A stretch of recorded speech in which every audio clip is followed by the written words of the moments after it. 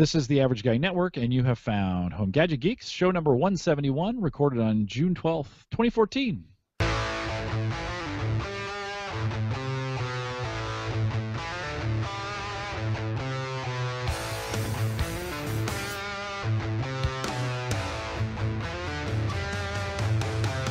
at Home Gadget Geeks, we cover all your favorite tech gadgets that find their way into your home. News, reviews, product updates, and conversation.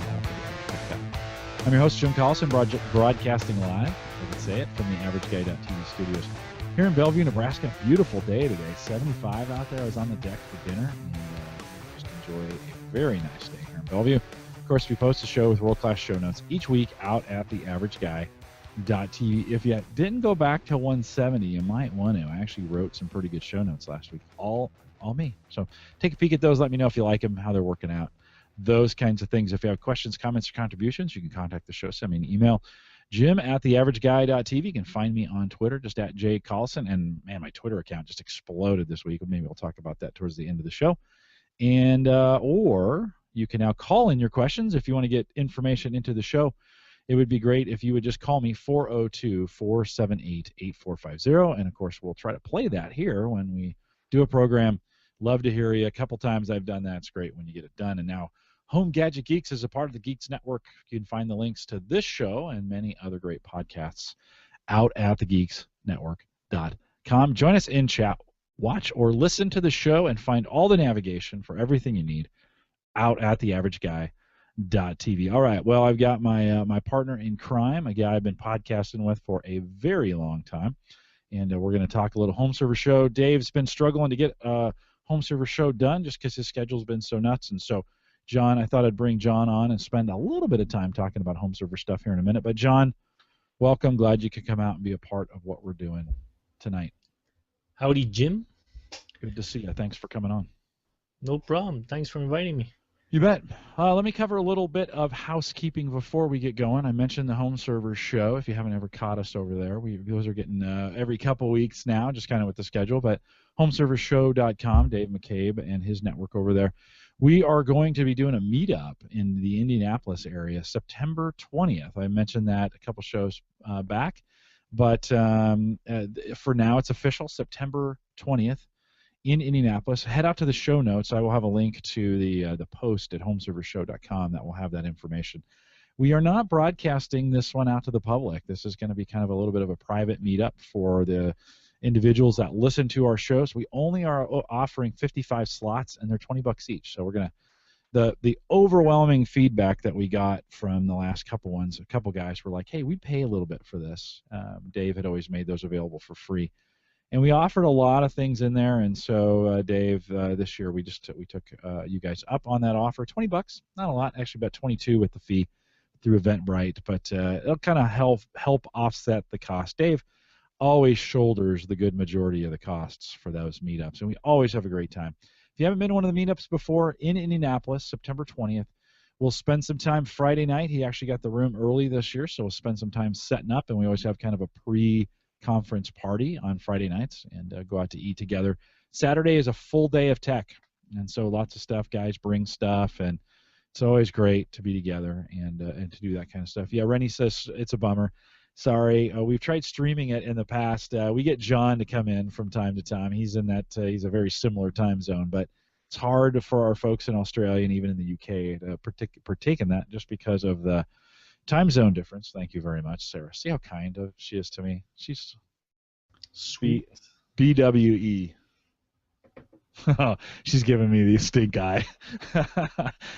She didn't like doing that. So, and then Saturday night we get together, go out for little fries, and those aren't the ones you eat. That's the Fry's electronics store, and then we head out to the Microsoft store. And then Sunday morning, brand new tradition we started last year, which is to hit Waffle House on Sunday morning. So we'll be doing all those things.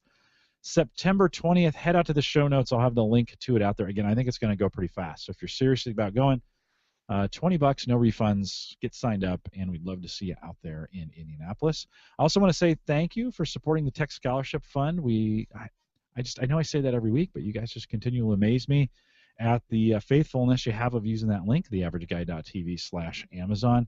And then I also want to say big thanks. You know, John and I have been doing this for a long time together, and we just don't say it enough. Thanks for listening.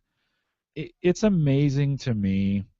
I was listening. I'm going to talk about another podcast I found this week that I really want you to listen to because it's one of the best ones I've heard yet. But and I listen to a lot of podcasts. But as I was listening to that, and I found this new podcast that I really liked, I was like, you know, I still can't believe I've got as many people as I do who listen to the podcast, support what we do, and hang out every single week with us. So I want to say thanks for doing that. Just means a lot to me. It means a lot to the guys, it means a lot to me that the guys that hang out and come out live here, Lapta and Jeff and Ken and Rennie, you guys who are faithful every single week.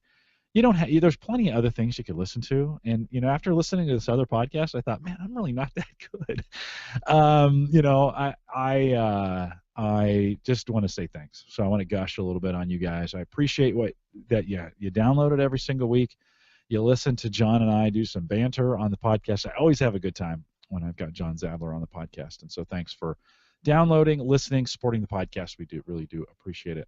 All right, I found this new podcast, and I've never done a podcast recommendation on the show before, but I felt so compelled this week to do it, and he might even be a listener. So Randy Cantrell, if you're listening, I found your podcast this week. It's called Leaning Toward Wisdom, and I'll have the link for that over in the show notes as well. It's just at Leaning Toward. Don't put an S in it because I put towards and I couldn't find it right away. But leaningtowardwisdom.com is his site. He does a podcast about every 2 weeks. Guys, I think for our demographic, I just couldn't stop listening to it. It's not very long, about 20 minutes.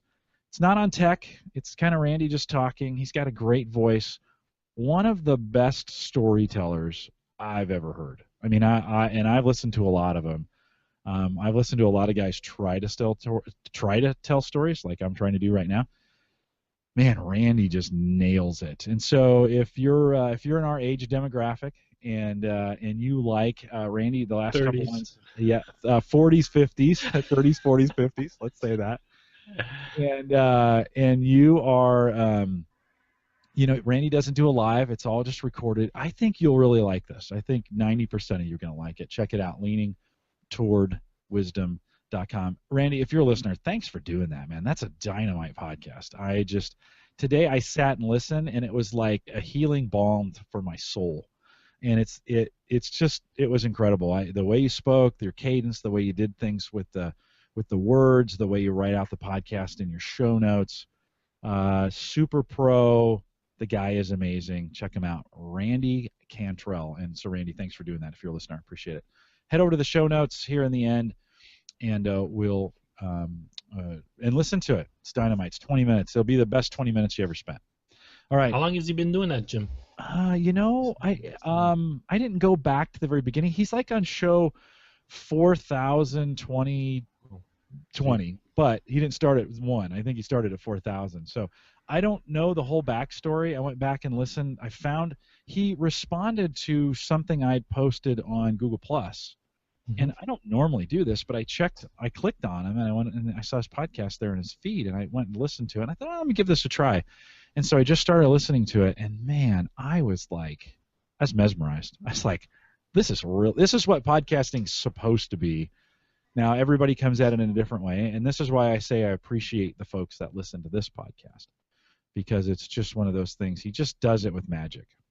And I was immediately transformed to another place as I was listening to what he was talking about, and it was just one of those kinds of things. So he's got some good ones. Let me have you go back and listen to those. I moved over to Twitter. I started doing some automated tweets this week, testing some things for work. And so if I spammed you on Twitter, I'm sorry. You can unfollow me if you want. But the AverageGuy.tv Twitter account I'm going to use as an auto account. So if you've been following that and you're getting spam from me, just stop following it. I'm okay with that. I'm doing that for some auto tweeting. So, that would be great if you could do that. John Greenaway is going to join us here in a second. He just said he just parked, walking to his office. John, don't hurry. We're fine. We'll get going here.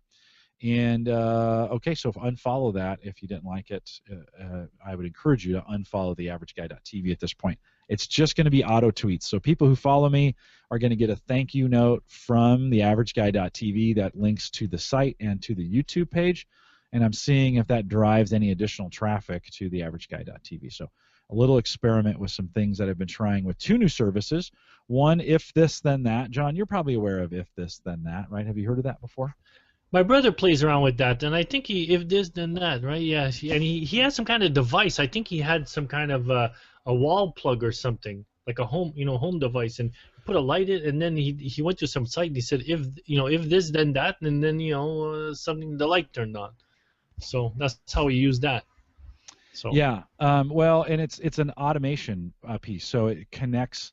You take online web services and you can connect the two together, and it says, hey, if someone tweets this search criteria, retweet with this, or if I tweet this, retweet it on or add it to Facebook, right? You cook these recipes.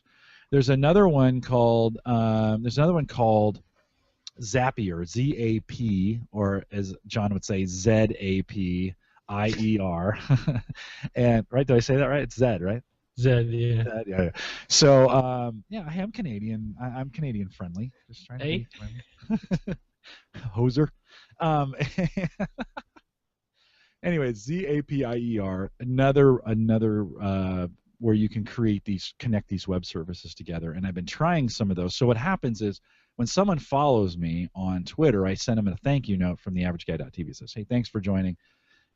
Now come back to the averageguy.tv or find our stuff on Facebook. And so that's kind of been trying that out to see if that generates any more Twitter traffic. Just one of those things, since I talk tech all the time, one of the things that I want to mess with.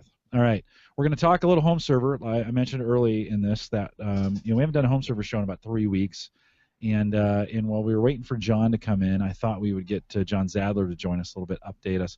John, I spent a little time, I bought a Core i7. I told some folks that a couple of weeks ago. And I moved my Core i3 downstream, put Windows Server 2012 Essentials on it. It's a Core i3 530, so first gen Core i3, 8 gig of RAM. I put 2 Velociraptor 10,000 RPM, 150 gig, 160 gig hard drives, striped and 0 for the OS, which works pretty well to have those two. You get quite a bit of speed out of that OS drive. Not quite SSD speeds, but pretty well. And then I took 3 drives, 3 1 terabyte Western Digital drives, put them in an IC dock backplane. So a 3 and 2, right, backplane. And then I attached each one of those to the motherboard and put them in storage spaces. So I have a single instance of storage spaces on 2012 R2 Essentials. And I haven't done much with it yet. I've got the new Core i7 backing up to it. I also created a Crash Plan server out of it, so I've got Crash Plan on it, and if anybody wants to back up to me, I could give them a code, like my daughter-in-law. I give her a code, and she could start backing her stuff up to me. I think that's primarily how I'm going to use it. But I'm kind of committing to storage spaces for now. I know Drive Vendor, I think, has had an update that's come out recently for the storage pool stuff, but I'm kind of sticking with storage spaces to see how that goes. Interesting. Yeah. So that's the new setup. That's the server setup running here in the Collison house. I'm super happy to have a full-time 2012 server now. I was running it off that big workstation that was running at like 375 watts, and I just couldn't stomach. I don't get the free power like you guys do there, and so I couldn't stomach it. What have you been doing around your home server stuff? I know I saw you tweet, or I saw you put a post about MyMovies. Is that a new version of that has come out? Oh, I lost John for a second. I was wondering why he wasn't responding to me. You're back, John? Yeah, I just got an error message. Internet Explorer. Way to go, Internet Explorer there. It says, right when I passed the question to you. Whoop. Sorry. Where you went. John, MyMovies has a new, did I see that right? Do they have a new version out, 5 or something like that? Yeah. What's nice is finally, I think it was last week or something. They released the public version, because they had like 10. I think they went up to 10 preview versions. And if you were one of the guys that have a subscription to that you've paid for it, and basically you needed to have 2,500 points, which is about $100, unless you accumulate your points through giving titles and data information that way. Those guys had the privilege of beta testing, or the privilege or whatever. Sometimes it's a good thing, sometimes it's a bad thing, because it's still buggy, right? So if you don't want to play with the bug stuff, then just sit back and say no thanks and wait for the release. But those guys, so they ended up every couple of days or something there was an update, or pre-release, and they went up to 10, and then finally it was good enough that last week they released it. So I was kind of like, I was following it for the past couple of months, and since I don't have the points, I don't have an account with them. I have an account to log in, but I don't have the points to be able to use the beta. So finally last week they released 5.0, which is what they're trying to do now is, because there's the Windows desktop version, let's say the Windows 7 or Windows 8 desktop version, then the server version. Now they've incorporated it into one installer.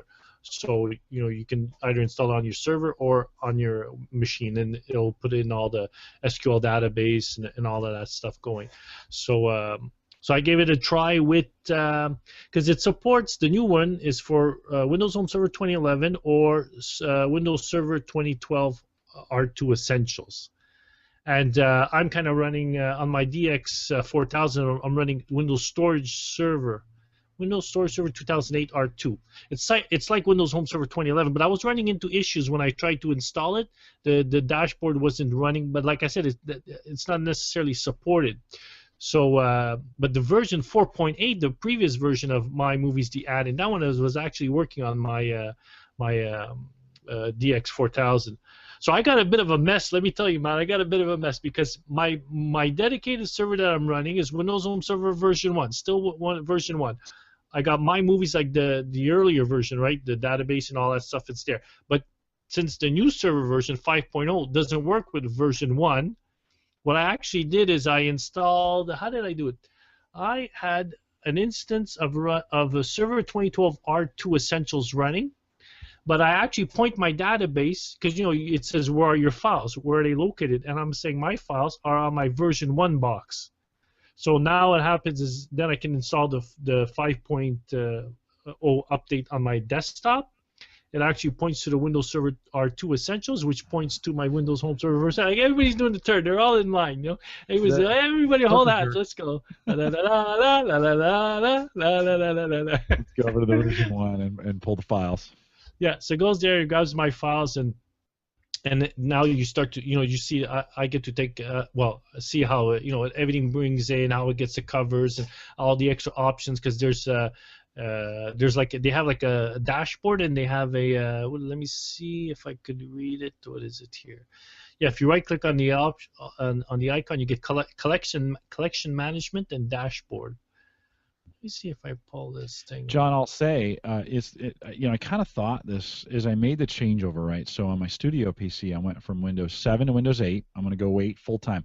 By the way, if you haven't moved onto 8.1 update, the new one, it keeps getting closer and closer to Windows 7 from an experience standpoint. Just one of those things, if you try the early versions of 8 and you're like, I'm never going to use 8, I'm running 8.1 update now full time, and I'm having trouble telling the difference anymore. It's so far back. Boots to the desktop. I rarely use the Metro screen or the modern user experience. It's in a multi-monitor situation. I used to say, it's great on touch, but not so great on the desktop. It's great again on the desktop, and so. As I was thinking about that, so I moved to Windows 8 completely on one, and I'm backing up to the 2012 instance. The one thing I haven't reinstalled is Media Browser. That was one that I used to watch my movies with. I actually have the movies. I rip them and I burn them to the Drobo. And Windows 8 doesn't come native with Media Center. And as you're talking about movies, the Media Browser was the way I went about it. So gonna have to think a little bit different. I have a Windows 7 PC next to it that still has Media Center on it, and I'm probably gonna install Media Browser to get that done. But that was kind of my solution to get the movies done. Yeah, I'm running now full-time Windows 8.1 update, like the latest Microsoft one there with all the patches. Because I like that the fact that they brought back that start button. because it's not the menu, right? It's the start button, which brings you to the. It's just like hitting the Windows key. Right click on it, and all the options are there. It's so stupid. You don't need to start menu. Just right click on it. Everything's there. Yeah. So I like it. The only thing, like I've said this in the past, a couple months ago, one of the things that was stopping me from jumping full time from Windows 7 to Windows 8.1 or 8 was I like the Aero glass, like the Windows with the, how it is with the shaded background there, the transparency. And there's an add-in you can download. And I was surprised because I was using it and everything was good, but then when they came out with Windows 8.1 update, it kind of like killed this add-in. So then it didn't work. Then it's like, so it's like, do I go back to Windows 7, all of that just for Windows 7? But then they actually patched that because they did a lot of new code there when they came up with the Windows 8.1 update as opposed to 8.0, the update. Yeah. So it was like a 2 gig file or something. It was a big one. So but now I'm running like you say, it's very close to Windows 7. It's like I got the Windows with those transparencies and stuff, but the bonus thing is it's like having Windows 7, but you also have the second layer of these tiles if you want to use that stuff. And since I originally had bought when I got Windows 8, what was the story there? There was a code when there was a promotion, and they were actually giving you like the license key or an upgrade for Media Center. So I actually got that Media Center license key, and now you could buy it. You can still go. I think it's 10 or 50, somewhere between $10 and $20. You can go on my computer, like you can do on preferences, and then it says anytime update or anytime, what's it called here? It says add features. Mm-hmm. How much is it then to add it at this point? I haven't even looked. I think it's somewhere between $10 and $20. I think it's like 14 or something like that. Yeah. So I got Windows 8.1, but you have to have Pro. Right. And I have Enterprise. What version? Yeah, Enterprise won't work. Okay. Only Pro. So if you have Windows 8. Then if you have just Windows 8 or 8.1, the standard there, you're not going to get Media Center. You actually have to go to Pro, and then from Pro you can get the Media Pack for the Media Center for like $15, or else you have to pay the whole upgrade. I haven't missed it, to be honest with you.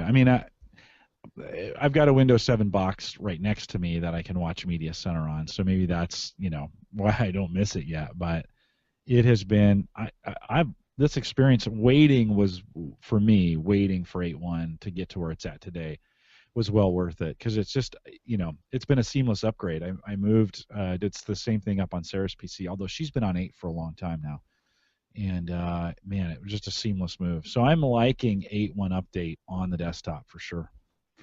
Well, hey, John Zajdler, hold on for 1 sec. Let me bring John Greenaway in here. John, you made it. Drove up from San Jose. You're in your office in San Francisco. Welcome. Thanks. Good to be here. Thanks, Jim.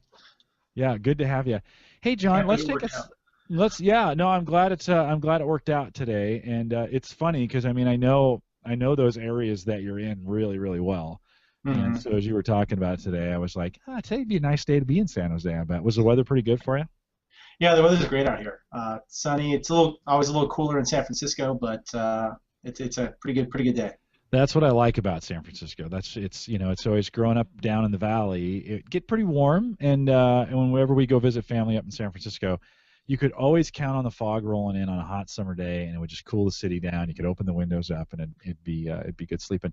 Hey, John, we know you, but we don't know you. So for most folks who listen to the show, you've been around the community a long time. When did you enter in? I think you mentioned you listened to this show for a while. When did you enter into the community? How long have you been hanging around? Those kinds of things. I think I joined the community in probably late 2009. Started listening to the Home Server Show with you and John. I feel like I'm talking to Home Server Show royalty here. I'm a little embarrassed, but I think we've been around since 2009. I got my first V1 home server at that point in time. As I mentioned in my write-up, I'm a bit of a paranoid person when it comes to data and information and backup, so I really got into the home server system then. Started listening to you since show 1 just because I thought you had a lot of interesting concepts and had a different theme than Dave's show.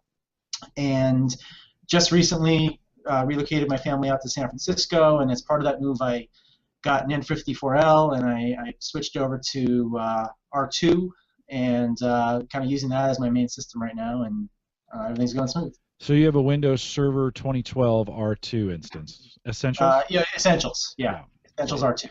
Mm-hmm. Yeah, and how's that working out for you so far? I like it. I don't do much with it besides backup and run a couple of kind of, the things we all run in the background to keep things going. But I use it as a streamer. I use it for my backup, and I use it for some, just some odd things. I don't get as crazy as John Z does. Well, nobody gets as crazy as John Zajdler. Just to be honest, when you say stream, what kind of stuff? What are you using to stream? So I use a TiVo setup for all my my cable boxes. So I have an app running in a VM machine on the Essentials R2 called Stream Baby, and I use that. I've got a 5-year-old son and twins that are going to be 3 tomorrow. So I kind of download all their shows from TiVo, strip out the commercials, and then they can play them back wherever. I can put them on tablets or play them back anywhere around the house using the Stream Baby. I do want to move over to what's the other streamer setup? No. I'll think of it in a second. I'm sorry. I'm thinking about moving over to that, but I haven't been able to get that going yet. Okay. You guys talk about it occasionally. I just can't think of what it is at the moment. Yeah, it'll come to you in a few minutes after we've been done. Yeah, it's I'm always interested. My kids, I missed when my kids were young. None of this stuff existed for the most part. I mean, we just didn't have. In fact, I spent years trying to build my own home server from about 2003 to about 2007. Build my own home server for my kids. Well, by the time all that stuff came around, the kids were pretty much getting their media on their own, right? At that point, had their own computers. So I missed all that reason to have these big storage devices for all the kids and stuff. And so I'm always interested when you guys talk about, I'm ripping this down. McCabe does this all the time. I'm ripping this down so my kids can watch it on their tablets and their, all those kinds of things. And I guess I kind of skipped that step. Jim, I heard somebody talking on another podcast about how you go to whatever Walmart or whatever, or Best Buy or Future Shop or whatever, you buy yourself a nice 60-inch TV monitor to have in the living room and whatever, and they say now the kids tend to be watching their TV shows, like they're streaming it, they're getting it on their tablets, or they're watching it on their PCs, like on 12 or 15-inch monitors. And when I have a show that it downloads, let's say I have a tuner in my PC. So I'll download the show. I'll actually wait. I won't watch it. I don't want to watch it live on my PC. I have a 19-inch monitor, not that big one, but 19-inch widescreen there. I won't even watch it there. I'll say I'll let it download, and then it copies it over to the server, and then I'll go in the living room and I have that Western Digital thing. So I watch it that way. And so then I watch on my bigger TV, which is not that big. It's only a 35-inch monitor, But I don't want to watch it on the small screen. Whereas now kids are they'll watch it on the tablet, they'll watch it on their phone, or they'll watch it on their PC. So, it's funny how even though we're buying 60-inch TVs, the kids are kind of. We are. They can't afford those. Yeah. But they won't come to the living room and say, I'll watch whatever. How I Met Your Mother. I'll watch it on the big screen. No, they're gonna stay in their room and they're gonna watch it on their tablet. Yeah, these I've got two, right? One sits right there, and 21-year-old sits there, and then the 17-year-old sits there, and they never get up from their desk. They torrent TV, and just watch it on their monitor. And they now, Tim's got a 24-inch Dell Ultra Sharp. It's a pretty good monitor, right? I mean, he sits there. He's got a pretty good screen, and I think Josh does too. So. Yeah, they don't get away much from that. And John Greenaway, I assume for your kids, it's just the convenience of holding that tablet while they travel or what have you, right? Yeah, we've been doing a lot of cross-country travel between evaluating, coming out here for this job, and then moving, and then we just did a trip back east to let my son graduate with his old preschool class. So yeah, having all of that media available and swapping shows, that's usually my job. My wife packs everything, and I swap shows in and out of the 3 tablets so that the kids have different things to watch on their trips. And by the way, it's Plex I was thinking of. Okay. Yep. How can we forget Plex? Yeah. It's funny. We're going to talk about VHS here in a second, so I'll use this to transition as we talk about your review. So, when my kids were small, I was trying to hook up the VCR in the van so that we could watch videos, right? I feel old when I say that, but we had this conversion van, and DVDs were just coming on the scene, but VHS was the way to do it. And we literally broke the VCR every time we took it out. I mean, I took it out, put it in the van, hooked it up. We had a TV in there. We had this, no flat screen. I mean, this is a big. I mean, it was only this big of a TV, but it was like that deep, right? I mean, it was a good 24 inches deep, kind of built into this wood hutch in this big conversion van that we had. It was just jankety, and we would. I mean, it was horrible the way it was set up, but it worked, right? The kids could watch, Johnny Rocket or whatever they were watching in those days. And so, but literally every trip we went on, I'd take a VCR, I'd come back, VCR would be broken, and we'd have to go buy another VCR, and they were cheap, they were $50 or whatever. Yeah. But, so speaking of VCRs, you took advantage of the Tech Scholarship Fund. We shipped to you this Elgato video capture device, which some of the guys had mentioned. You can use any modern video capture card would do this, but it was a kind of a situation. Sometimes you don't want to mess with buying a video capture card and setting that up in a PC and all that other stuff. We were able to purchase this for you, ship it out to you, because you had a bunch of video cassettes, right? Talk a little bit about what you had. Yeah. So Oh yeah, guys. You're fine. Can you hear us? Yeah. You skipped there just. Yeah, my screen is fully white. I don't know. So I don't know. As long as you can still hear me, I'll keep going. Yeah. I can't see anything anymore. Oh, did you lose us completely? Yeah, it's a literally a white screen of death. But, do you want to? Here we go. I was in full screen mode. Maybe I won't go to full screen. Okay, now you're back. Yeah. So for anyone who had the 3 hours required to read my post, I kind of related this back to some life events that have gone on with me and my family, and losing my dad 5 years ago. And he was a big, capturing moments enthusiast, different times for the last really 20, 25 years. And when he passed 5 years ago, I asked my mom to get me all of his stuff, and she fired it off to me up to Boston. And next thing I know, it's 5 years later. I hadn't really even dug into it. I just wanted to make sure I had it. And then, of course, all you ever hear is these tapes eventually wear out. You put them in players, and they just rip apart, and there's really no way to splice them or fix them, or at least it's complicated. So I really wanted to do this.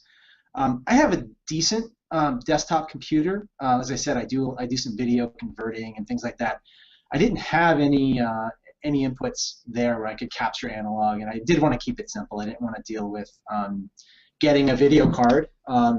I had done some research a good year ago on this device, and I never took any action with it. And then when you mentioned a couple months back the lending library, I thought this would be a perfect type of device where theoretically, while it might take 3 or 4 months, you only need it once. Because once I'm done with these tapes, once I make sure I've got my 3 backups somewhere, I'm tossing the tapes. There's no need to keep them. So contacted you and related a little bit of the personal aspect of the story and said, I was going to try to do this. And I think one of the key things I kind of let off the post with, next thing I know, I actually break things out last month after we talked, and I've got 6 different formats just in what he provided, in the devices he used to capture over the last 20 years. So that was certainly the complicating factor I mentioned in the post. All I've really been able to accomplish so far is anything that's VHS or VHS-C that plays in a regular VCR.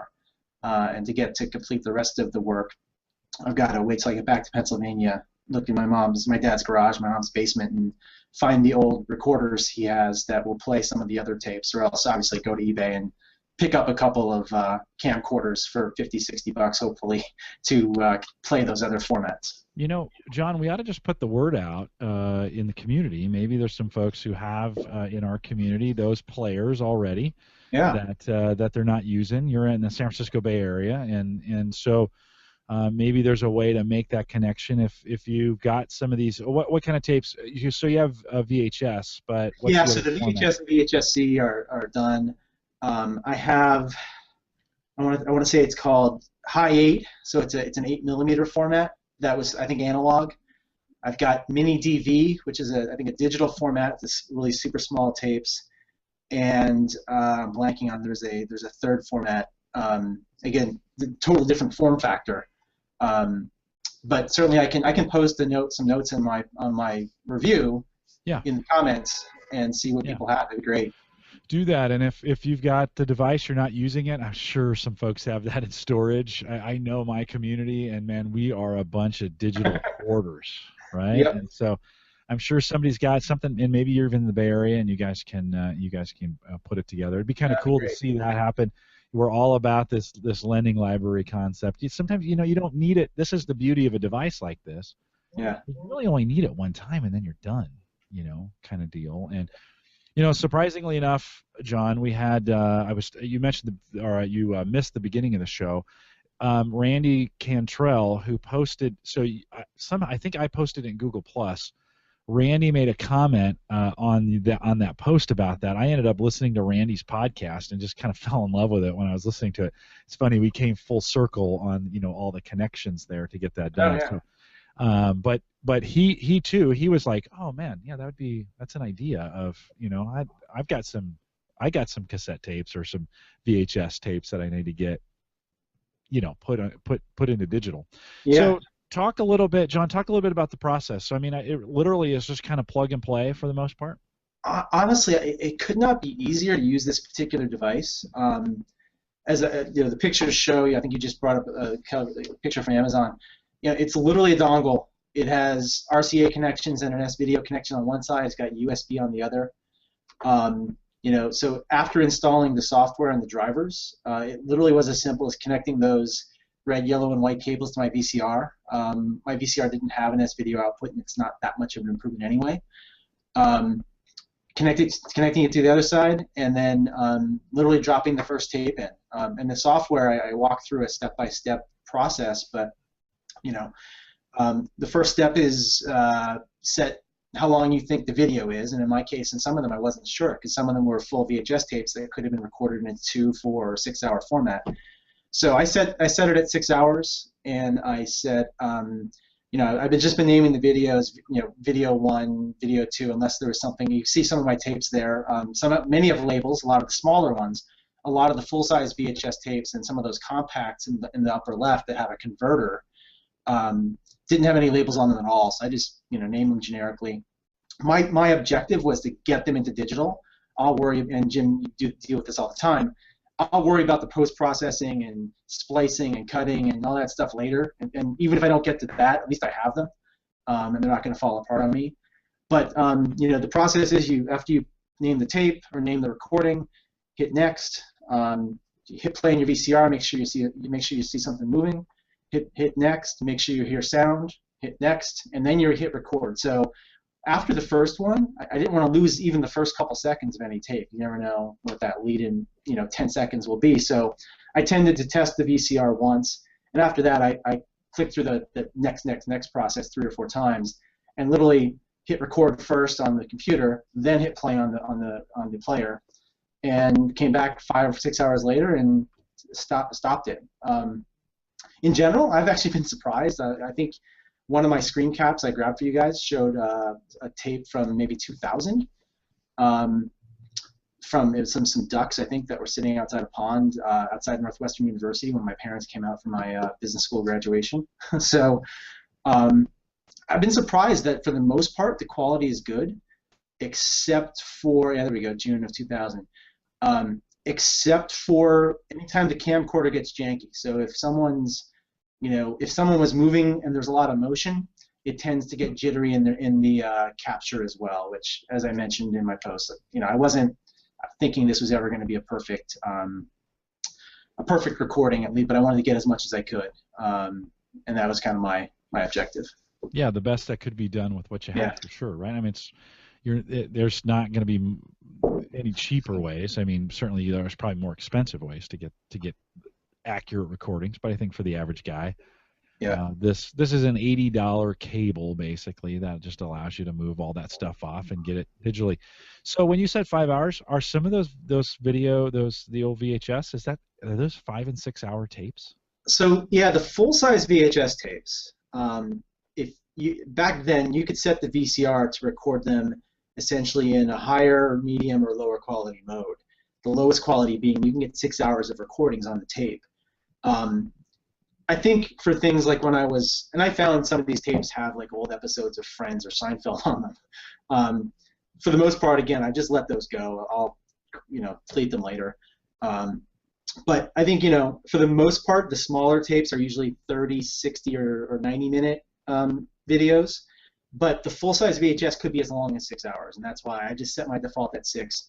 I'll check it at 2.5 or 3 hours. I'll do usually one tape at night when I get home, and once I see a blue screen, then I'll say, all right, the recording's over, hit stop, and then crop it as needed. And what are you using to do the editing? When I eventually do the real editing, I'll use, I own a software called Video Redo TV Suite. That's what I use for editing all my TiVo files, or the TiVo files once they've been converted to MP4. But the software that comes with the Elgato device allows you to make 2 simple edits, the beginning and the end. So if I found I've recorded 30 minutes of blank space at the end, I'll just drag that slider to the left, see when the video actually ended. If there is a lead-in blank space at the front, I'll drag the slider to the right, and then you hit go, and then it'll just convert it to the MP4 format, or the H.264 format in the MP4 container. So, you know, for the most part, like I said, it's super simple. It somehow took me, 7 pages to write it to you, but I did want to lay out the process as well. That there was I appreciate that. Yeah, and little tips and tricks. Like I really did find. I think I broke 2 tapes, or was on the verge of breaking 2 tapes by scanning through them while they were playing. And so I don't know if others have seen this. I mean, I remember back in the day that used to happen in some tapes. It would start eating your tape if you were scanning through it while the head was up and it was playing. So that's why after I realized that had happened a couple times, I said, you know what, I'm going to hit start, record whatever's on there, including if it's Seinfeld or whatever, and then hit end when it's done, and I'll worry about carving stuff out later. Yeah, a lot easier on the digital side to take that, to do that after the fact than to try and do it on the tape, for sure. Right. That's a good point. So literally, your workflow is really just kind of start one, go to bed, right? Or start one when you first get home and wait for that tape to finish, and then call it good. Or if you have more time, you'll do another one. So it's just a slow process of rolling through them, right? It really is. It really, I mean, I think we've been going back and forth on this for a couple months, even though it took me a while to get started. I mentioned I didn't even have a working VCR, because the VCR I actually had kept with me the last 7 years of my life ended up not working once I started. But yeah, I pretty much do one a night, and that's gotten me through all those VHS tapes. And I probably could do another one when I go to bed, because if I set that limit at 6 hours, worst case, I get a 6 gigabyte file that has 2 gigabytes of blank space on it, but again, easy to edit afterwards. It might be what I do next, because the longest or the worst it could be is a 6-hour tape. The other thing I wanted to mention too is I did actually look into having this done as a service. So there are a variety of small companies or mom and pops out there that will mail them a box of your stuff, and they'll convert it. They don't guarantee that they won't break some of the stuff, but I was looking at anywhere from $5 to $7 or $8 a tape, and given the fact that I had 60 or 70 tapes, that was certainly cost prohibitive. I could buy a pretty good computer for doing some of this stuff with that amount of money. So there certainly are easier ways to do it if you just want to let someone else, spend the time. But given this situation and the podcast, I thought it'd be a good opportunity to try this out.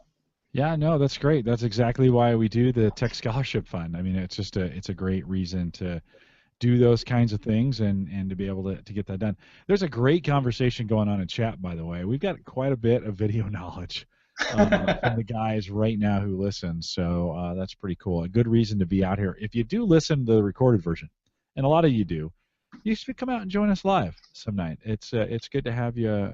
It's good to have you out. Steven's out tonight. I haven't seen him in a while. Good to have him out as well. So anything else in there? Again, it's a fairly simple process, but anything else you want to share with that? I think most of the components are in the review. Like I said, the potential to ruin tapes was certainly there. I already commented on that one.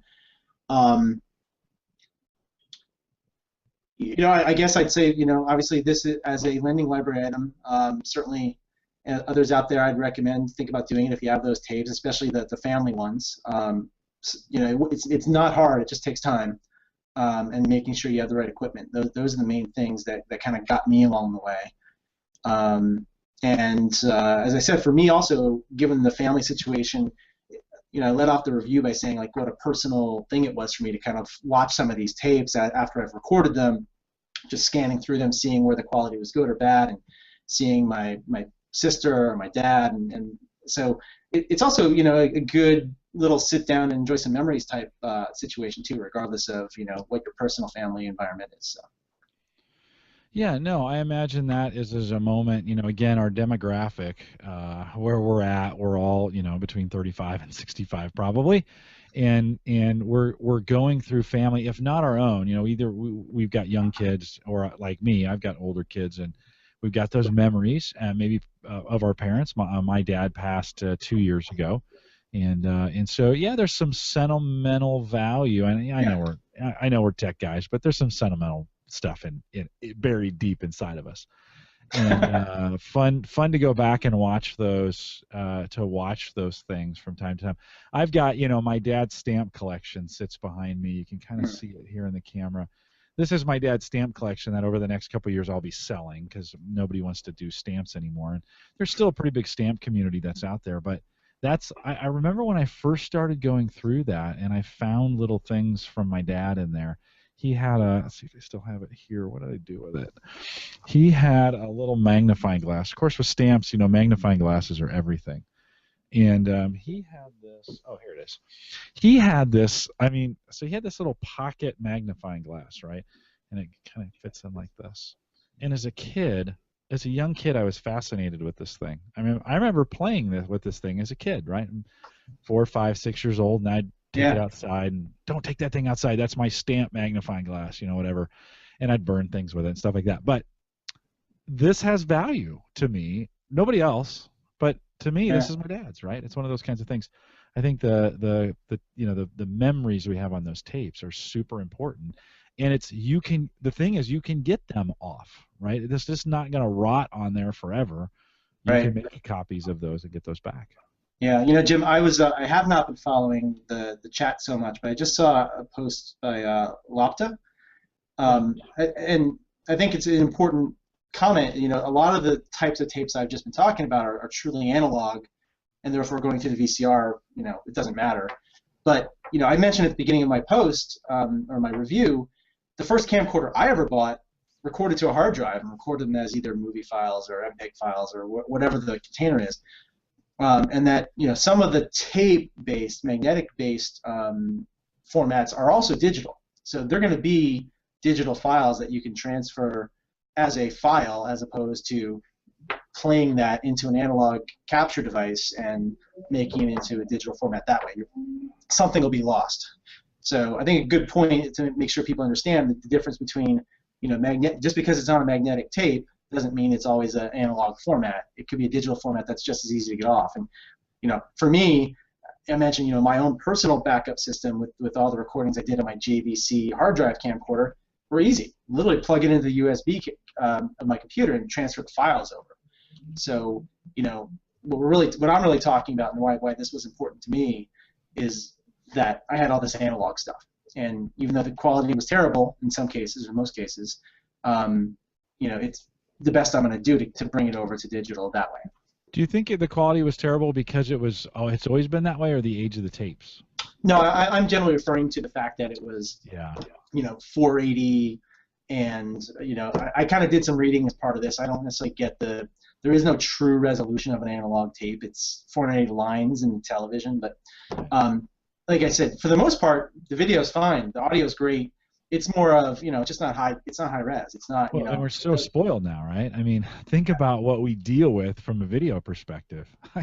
How can you watch anything that's before 1990? It's funny when TV, even like professional television, NBC goes back to a basketball game from like 1988, right? It wasn't that long ago, and you're like, well, first of all, it crops way down, and their shorts are really short. Right. By the way, in the NBA, we have no idea, how did they wear shorts that short in the 80s? This was the 1980s, for God's sake. I don't, anyways.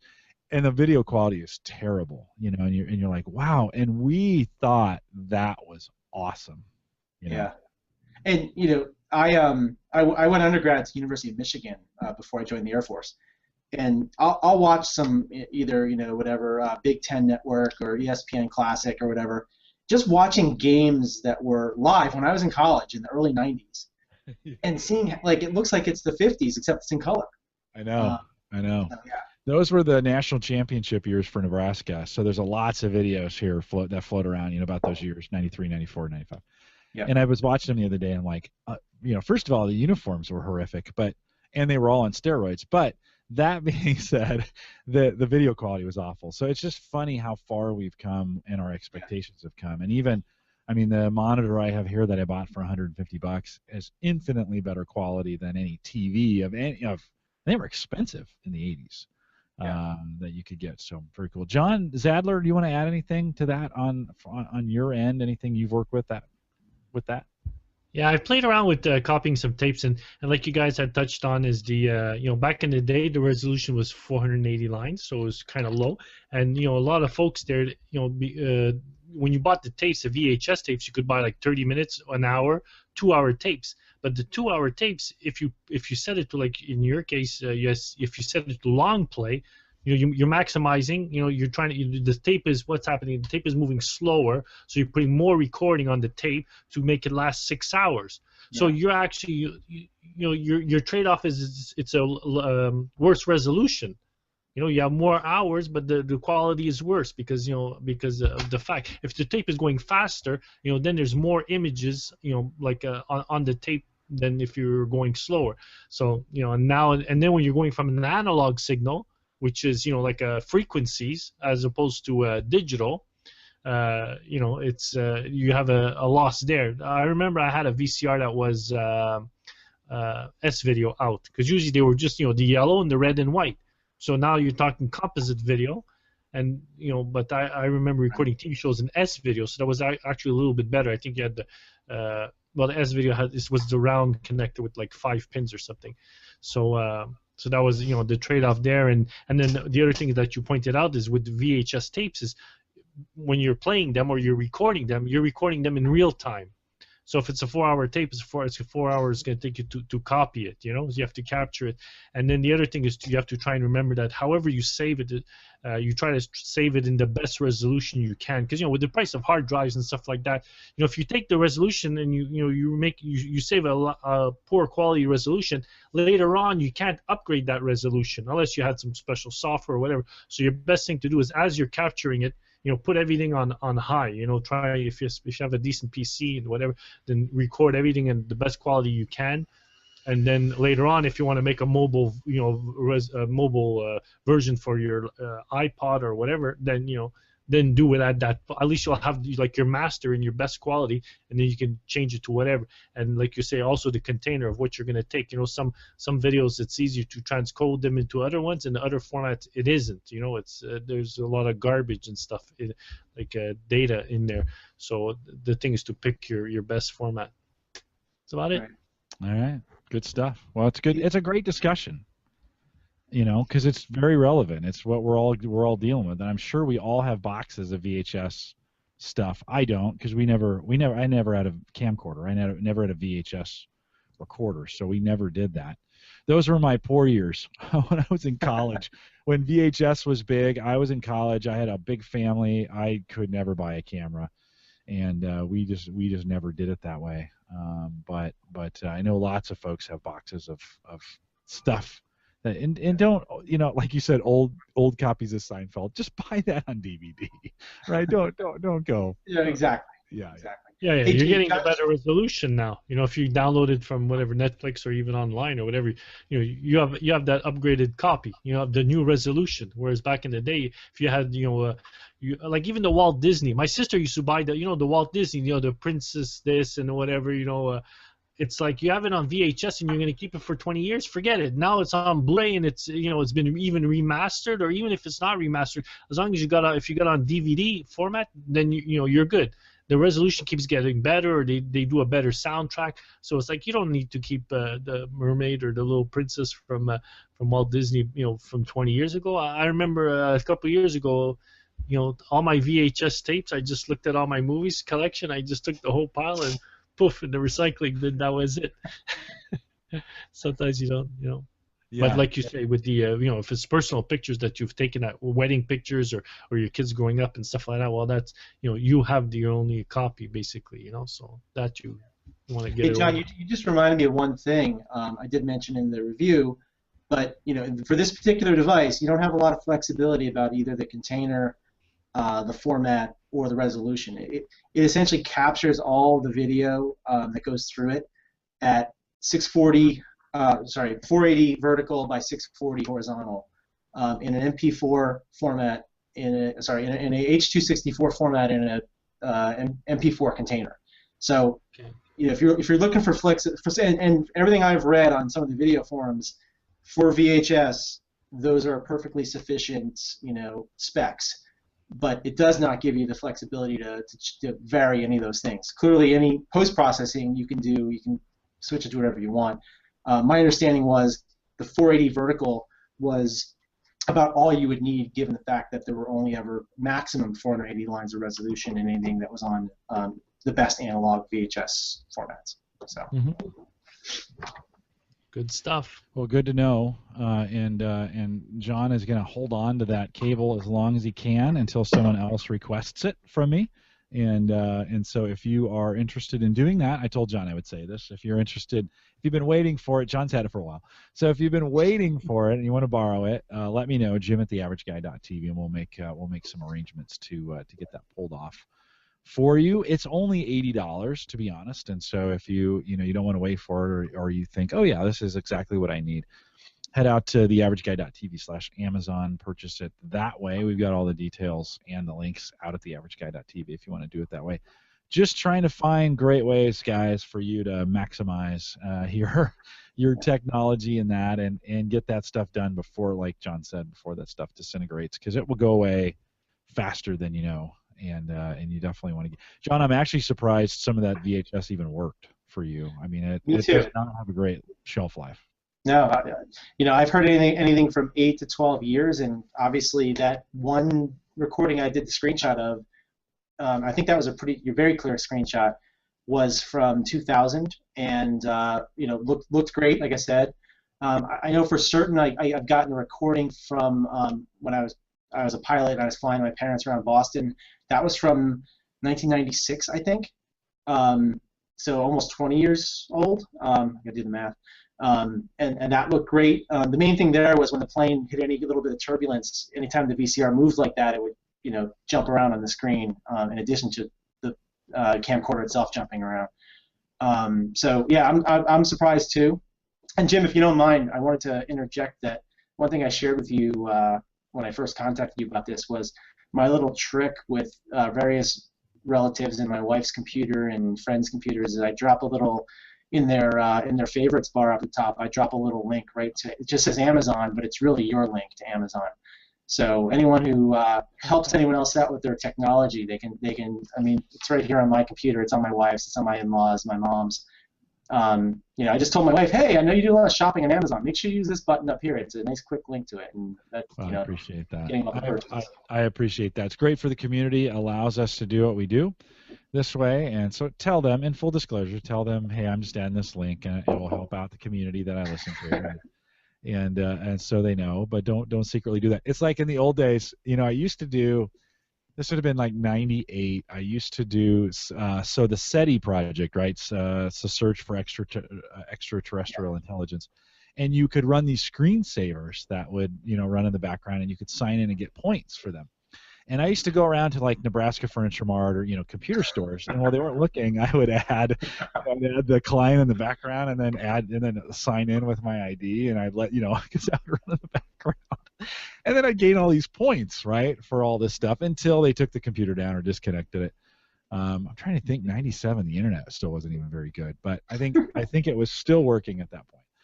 And so that's probably not what you want to do with that. But don't. Although it's probably not a bad idea. No, I'm not sure anybody buys anything from Amazon that comes directly from a shelf at Best Buy. So I'm sure that doesn't happen. But John, I appreciate you saying that, and of course I appreciate you guys for using that link as well. A tragic VHS story as we kind of we'll bring this in for a landing. I'll end the video, and then we'll stay around for some post-show chat. or not in the video, but in the show. So during my wedding, so when I got married in '89, I had a friend of mine videotape our wedding for us, and so my wife's parents, for various reasons, could not make our wedding, and so they were going to videotape it for them, and so he was one of these guys that had all the right equipment, so he set it up and plugged it in, ready to go, and starts it off, and so the wedding comes and goes, and at the end of the wedding he comes back around to pick it up, and the lights are all off, and he's like, oh no. So he goes back and rewinds the tape, and it goes zip. I mean, that's the rewind. Like, zip. That's done. He's like, oh no. Didn't record. Nothing. Nothing got recorded. He basically hit play, and the tape had a malfunction, or the battery died, or whatever. And this is a guy who does this all the time. He was a video guy. He had all the expensive equipment. He felt so bad. So when we talk about, and we felt bad too. I really felt bad that my in-laws couldn't see that. But that was one of those. Whenever I think of VHS, I always go back to that story. And I think so. We don't even have the wedding video, and I'm kind of glad, honestly. Grateful wedding. So it was okay, but it's one of those things that with those tapes, if you got those memories, you definitely want to. Rennie said, did he forget to push record? He might have.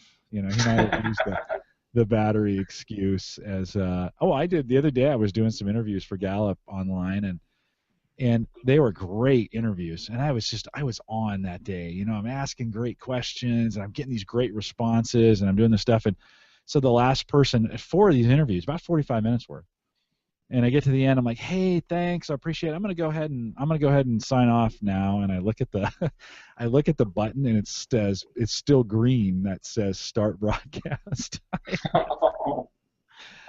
So, and it was in Australia, so I had to send a email the next morning that said, hey, I know we went through all this trouble to record this stuff, in different time zones, but I never hit play. It was just painful. So, John, anything else? Any other, while we've got you, any other tech that you're messing around with at the moment? John Greenaway, any other tech that you're messing around with at the moment? No, not really. I think the biggest thing was getting over to Server Essentials. My EX495 is still running in parallel for some reason. Sweet. I'm a fanboy. Likes to hear that. Other than that, I kind of stick to TiVo. I like that for my television. I've gotten my wife to get used to the nuances of TiVo, and pretty much an Android guy. I think actually the first time I ever contacted you, Jim, I was way back in my Palm Pre days. Yes. We had some discussion about either the Pre or the Trio 650 or 700 or something like that. Jim overpaid, right, Jim? Listen, I got screwed the whole way around on that whole deal, man. That was, golly, I kind of bit into that ecosystem, and then they just flatlined. Yeah. So, I mean, besides the kids and work and a new job in a new city, that's keeping me busy enough. Well, good. Well, I'm glad you're out in San Francisco Bay Area. Next time I'm out there, I will definitely have to get together with you. San Francisco is my most favorite city in the whole world, and so anytime I'm out there, I just love to have a good time, and there's lots of good stuff to do in San Francisco. So great. Thanks for having me on. This was a great experience. You bet. Hang around for a few minutes here, and we'll do some post-show. John Zajdler, anything else quickly that you wanted to cover from a home server perspective? I know we didn't get a lot of time up front because I was like blah blah blah. But anything else that you want to cover? Well, one thing I did play around with, if the guys are interested to find out, in the forums there's something I talk about, when people have Windows Home Server version 1 and then 2011, you couldn't, Microsoft came out with an update for the version 1, which was KB981089. If you install that update, then you could not run the two home servers at the same time. Like you install the two connectors, because one would check with the other one. Before that update, it did. So what I would suggest to people, I would say, well, uninstall like KB981089, and then then you can install the Windows Home Server 2011 connector, and then go back and install version 1 connector, and it would work. But the thing is, it gave you some functionality that update. It fixed a couple of bugs, but it also prevented you, like I said, from running the 2 connectors at the same time. This week, what I did is I decided, you know what, there's a program. If some of the guys, old school guys, they probably know about a program called Orca. ORCA, and that's a Microsoft like utility. And what happens is you could actually, so you install this small utility on your PC. I downloaded, like I said, this week. And what you do is you point to your Windows Home Server version 1 connector software. You basically import that software, and then you go in there, and there's and it'll give you like all these lines and stuff, and you look for a title called a launch condition. And there's going to be like 3 variables. It says, launch this program, or basically install this program under these conditions. And what you could do is actually delete that line that says, so it's like a check, right? It says, you say delete that line that's looking for the other connector software. And then you just save it. So it's like a 5-minute thing. Anybody could do it. I can write some instructions, and now you save it back to the server. So and now you're good to go. So you do that with the 32-bit connector and the 64-bit connector. And now if you want to run parallel version 1, 2011 and version 1 at the same time, just don't set the timer to do the PC backup at the same time. Put them off by an hour, let's say, and then you can run your 2 systems if you want that. I wouldn't recommend it for the average home server user. You kind of need to know what you're doing there, but yeah. They could do some weird things with each other. There's a reason Microsoft blocks that. Yeah. Yeah. So just be aware. That's an average. I mean, that's an above average user thing. Yeah, it's just because some guys they're scared to get off their version 1. They have a lot of data. They're not sure, and then they, usually they have their same server. Like, some guys have the EX490, like you have, John, and it's like, okay, I'm gonna take out the drives. I'm gonna put in some 2011 because there's 64-bit that server, So it's okay. I'll install Windows Home Server 2011 on there, and then bring my data from my other disk. So it's a bit like they've crossed the line. They went over, and but in your case, like if you say I have my version 1, and I'm gonna try out, I have a N54L, and I'm gonna try 2011 on there. Well, can I slowly, migrate my stuff off? Can I still have my first one running? So at least you have a bit of a elbow room that you can kind of, with this sort of like patch, that you can kind of move to the other one with confidence, And then you like 2011, boom, you stick to it. Yeah, and in my case, John, I've got my N54 with 2012 Essentials R2 as my main, my PC backup device. I'm using the EX495 as kind of a file share. Different location in the house, and I'm just using a manual process or a program called GoodSync to sync certain folders back over there for additional redundancy. I'm not using any of the, the actual PC backup capabilities anymore, or have any computers connected to it. So GoodSync, John? Is that what you said? GoodSync? Yeah, the software I've been using probably for 8 years or so is called GoodSync, and it kind of works like that old Microsoft Sync Toy. Think Toy or something like that, and it's certainly not derivative of that, but it's I've just used it. It works. You pick a source and a destination. It could be a one-way backup. It could be a sync, or it could be a backup and delete type. You can set it to do any kind of various functions, and it's just worked for me. I bought the licenses, and I've used it for many 7 or 8 years. So cool. Whatever works. I used another program called Always Sync that Mike Fauché had mentioned. That you can get a license, or you can try it 30 days for free. That was another way to get your software to your other PC. But like you say, I mean, the thing is, unfortunately, Windows Home Server version 1, it's dying out, and people are, it is dead. But as far as PC backups, a lot of people are now using, like in your case, the server for just connect their tablets to get their content on their media stuff, because the new PCs. Like my brother just bought the $400 PC not too long ago for his wife, and that's the new UEFI motherboard. And version 1 it'll back up, but you can't do a restore of the system. If the system drive is GPT, you can't do the restore. You could restore files, but not the drive itself. And some people, they don't notice, and then when the computer dies, then it's like, hey, how come I can't do my restore? So I've seen that question coming up a few times. This is why it's good to go to either Windows Home Server 2011, but with Windows Home Server 2011, you have to have that. You have to download the patch. There's a hotfix for that for UEFI motherboards, or if you use Server 2012 R2, that one it's built in. So new motherboards. Christian was here a little bit earlier. The first time I've ever seen Christian in chat and not on the show. That was kind of crazy to see him hanging out.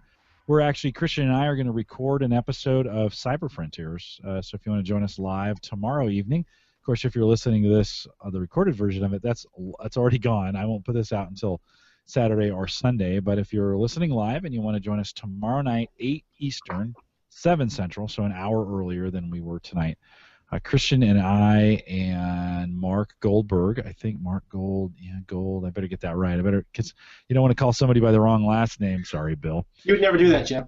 No, I would never be a jackass like that. Gosh.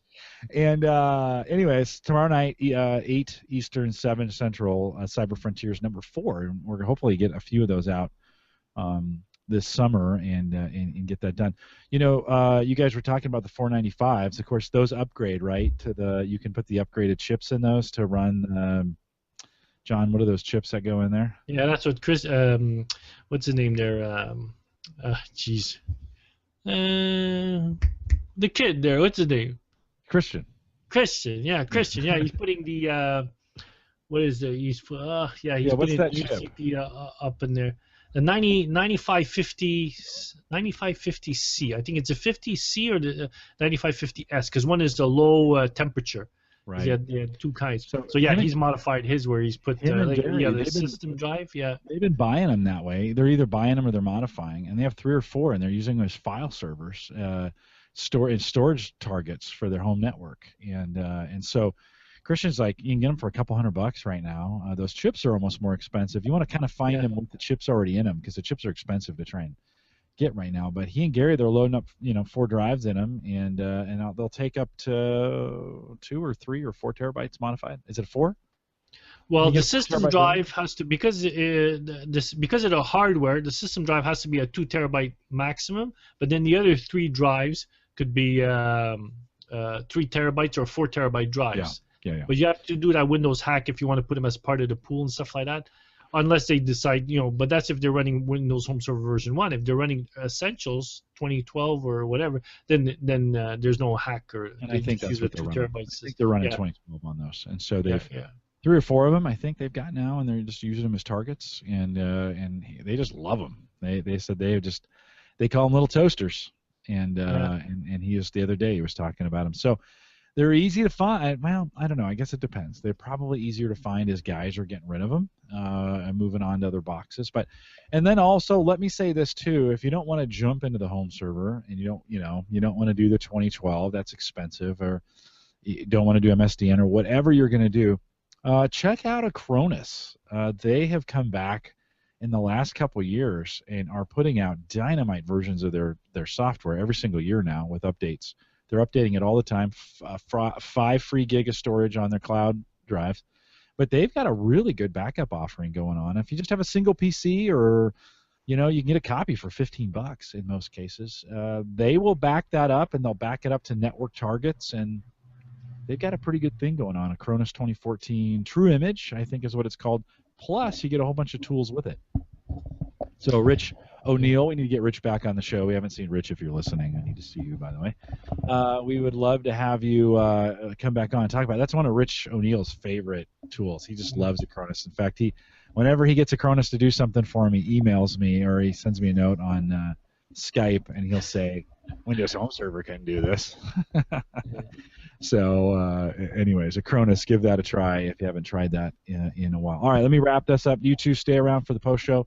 We will be back next Thursday. Actually, have a very interesting interview next Thursday with John Nye, kind of like Bill Nye, only his name is John. Another John. I don't know what's going on with this, but John Nye is coming on, a local Omaha guy. He is an ethical hacker, and I met him at a conference. If you just go out to theaverageguy.tv and search John Nye up in the search bar, you'll see the interview that I did with him.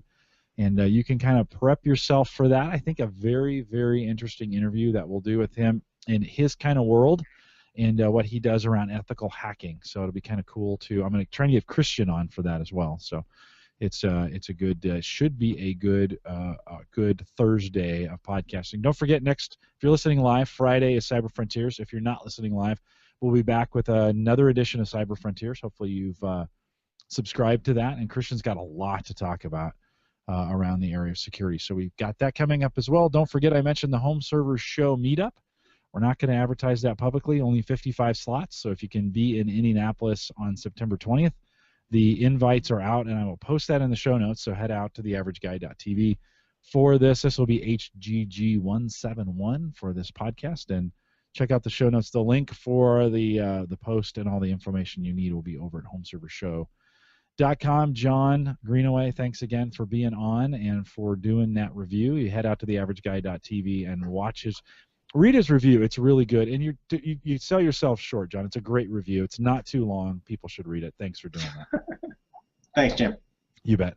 Appreciate it. Stay around for the post show. Remember, you only get the post show if you come out for the live show.